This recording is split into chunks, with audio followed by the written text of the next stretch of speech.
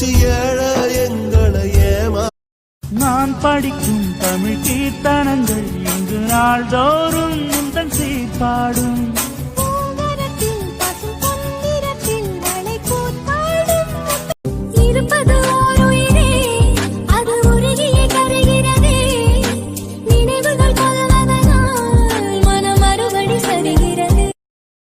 Download share. சொந்த நீர்ந்தால் போதும் அம்மா, மொத்த பூமி எனக்கேதான் சொந்தம் அம்மா.